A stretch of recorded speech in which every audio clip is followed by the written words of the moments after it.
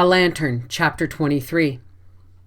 Grandma Deal lived with Abby for 2 years, the last 13 months of which she was bedridden, and during which she was consistent in only one thing, regularly spending a portion of each day in wishing she had not come. Abby washed for her and ironed for her, cooked as well as she could with a frugal larder to satisfy her childish cravings. Sometimes she picked up the frail little body and carried her to a couch near the window. And in the 2 years, she did not leave Grandma with anyone else a half a dozen times. Margaret and Mac and John all scolded about it. It seems as though Mother always had some big extra job on her hands. They would tell each other. Regina, fat and easygoing, came out once to help with the care, but the arrangement was not a particularly happy one, inasmuch as Abby had 2 to wait upon then rather than 1. Strangely enough, of the whole family, Grandma took the greatest liking to the one who did the least for her, Isabel. Dreamy-eyed, thinking of nothing but music, Isabel seldom did anything for Grandma but sing for her. Home from the academy that summer, the girl was expressing her desire constantly for a piano instead of the old reed organ. "What are you always wishing for a piano for when you know you can't have it?" Grandma wanted to know. "I might as well have some fun wishing for it," she announced pleasantly. Isabel was always pleasant. "When I know it's as far away as the moon." And she sat down at the old reed organ and played a windy accompaniment to her thrush-like singing of Home on Our Mountains. Grandma lifted her little wizened face from the clean white pillow. "Come here," she said suddenly. "Bring me the black bag out of my valise. Now mind you don't look in it either." When Isabel brought the black bag, Grandma took out a smaller pouch, and with Isabel's eyes almost starting from her head, counted out 15 great gold double eagles. "There's your piano," Grandma said tartly. "Gold, all of 'em, and minted in the 50s. I'm saving 10 of them to bury me. You tell your ma, tell her when I die, I want her to take the money out of this bag and buy herself a railroad ticket and go along home with me. I ain't going to have no mistake made. Like as not, if she wasn't along, they'd send me on to Chillicothe or Kalamazoo." "Oh, Grandma!" Isabel could not yet comprehend the gift of gold that had come from the Aladdin's lamp of the little black bag. "How can I thank? Oh, Grandma! I never can thank." Quite suddenly, Grandma broke into dry old sobbing. "Don't thank me," her voice cracked weirdly. "Thank your dead father. 'Twas his draft money. I'd never touch it." Her quavering old voice was torn into hoarse shreds. 30 years I kept it. Come in the house and put it in my lap. Said, 'Mother, there's your money.' Blood money, I always said 'twas." Isabel was frightened and ran out for her mother. When Fritz Reinmuller, John, Oscar, and Henry Lutz unloaded the wonderful shining affair at the parlor door, Isabel would not have exchanged places with the first lady of the land. Grandma greeted the purchase with, "What did you get that color for? Why didn't you get a plush stool? What are you setting it in that corner for?" On a morning in July, Grandma's restless spirit took its grumbling flight, sputtering a little at the Lord for the time spent on her demise. Abby took a piece of Will's gold draft money, and with grace accompanied all that was mortal of Grandma back to the old home. Poor Grandma, Abby thought on the train. I wonder if she's finding fault with the way the angel's wings are put on and the direction the river of life flows. It had been 28 years since Abby had traveled the miles toward the setting sun behind Old Red and Baldy. After the services for Grandma, she stayed a week, finding 1,000 changes. But the greatest change of all she found in herself. She did not like the old places as well as she had always dreamed. Houses were too thick. Trees were too close and shady. The air was too humid. She felt hemmed in. I would want to see out more, she thought to herself, to far horizons. I belong to the prairie. That's home now. She visited her mother's grave and Grandpa Deal's and the tiny one of Janet's baby with the wild honeysuckle tangled over it. Her mother lay under a tall pine on which the dried cones rustled all afternoon in the summer breezes. Abby sat and thought about her. the little peasant girl whose life had changed because a young hunter rode by. She thought of the trail of graves across the country. Her father was buried in New York State, a little brother in Illinois, her mother in Iowa, her husband in Nebraska. A trail of graves marked the westward trek of her family. When she got back to town, they asked her to guess whoever she supposed could be there. Dr. Ed Matthews' wife from New York City, they told her. Abby could not think that it would be so very hard to meet anyone. Surely at 47, one did not care about things like that. The woman was slender, wasp waist, beautifully dressed, her huge leg of mutton sleeves the height of style. She had on a whole garnet set, a pin, earbobs, and bracelet. "They tell me you're one of the doctor's old sweethearts." She smiled at Abby with her graying hair and her sunburned skin and her work-worn hands. Abby's heart was pounding ridiculously. Certainly at 47, one ought to have more poise than that. She leaned over Grace and fixed her sash. When she raised her face, it was composed. She smiled back. "Oh, he used to come past the schoolhouse sometimes where I taught and stop to talk." When Abby came back, she stopped in Lincoln a day to visit Margaret. Fred Jr. was 2 years old now and sitting up to the table on Gus and Christine's wedding gift of 20 lessons in etiquette. But as far as Abby could see, the association was a lost cause, for Fred Jr.'s table activities were of such an adventurous type that any onlooker might gather he was sitting on the life and voyages of Columbus. Abby arrived at the farm to face the utter ruin of her corn crop. During that week of July in which she had been back to the old home, the hot winds had blown out of the southwest with their scorching, blighting breath, and the young shoulder-high stalks were so many blistered pieces of pulp. She had been home 2 days when Henry Lutz drove out to tell her that Sarah was not well enough to go to Omaha to be with Emma during her confinement and to ask her to go in Sarah's place. The hot winds had wearied Sarah, Henry said, just tired her out. For a few brief moments, Abby felt a fierce resentment that Sarah was always so well taken care of. Wasn't it hot for her too? Just back from burying Grandma, after caring for her for 2 years, with the chickens and the house and everything to see to. Wasn't she weary too? Oh, why could she never live any life of her own? For a few minutes, resentful thoughts tumbled about in her mind, and then she said cheerfully, "Why, yes, tell Sarah I'll go." Mac and Emma had a sturdy little son now, too. Stanley, they called him. "Another grandson, Will," Abby said at home again. "We're both pleased, Abby." That fall, Abby put in her first small sowing of winter wheat, the new experiment about which some of the farmers were talking. In November, with a light dash of snow on it, the small rectangular of vivid green stood out on the landscape, like a bit of spring which had lost its reckoning of time.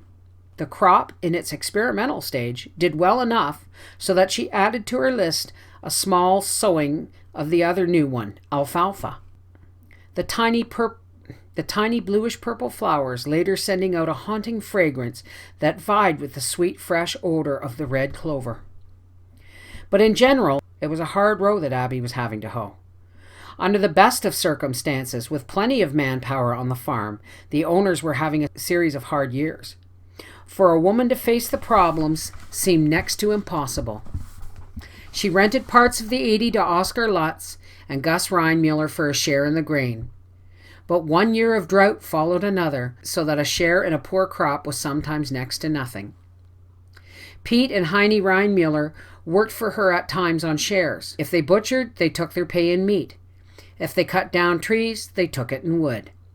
The chickens, the horses, and the 2 cows she cared for herself, and except at farrowing time, the pigs.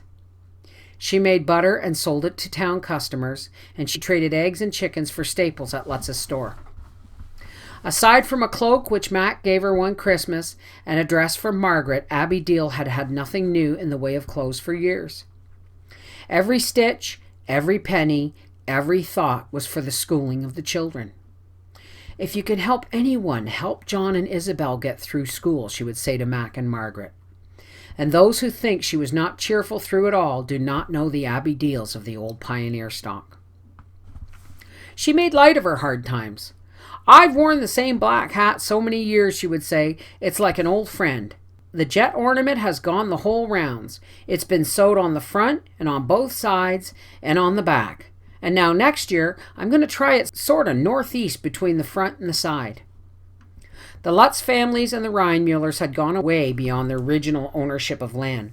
Henry and Oscar Lutz had bought several 80s from families who had given up and returned east. Gus Reinmuller owned 6 80s now instead of the 2 of the earlier days. He and Christine seemed to have a perfect obsession for adding acres to their possession. Everything went into more land. The Henry Lutz family was now the best fixed one in Cedartown. Henry had done well in the store, had bought and sold land by that sharp business-like bargaining which brought him always the better of the trade. Unlike the Reinmullers, the Lutz family was the first to get new things and conveniences. Sarah Lutz, with her little black beady eyes and her still rosy cheeks, was always well-dressed, always merry, always hospitable in the new house with the fancy wooden rosettes and the stylish cupola. The year that John finished his law course found an opportunity presenting itself to locate in Iowa with a friend.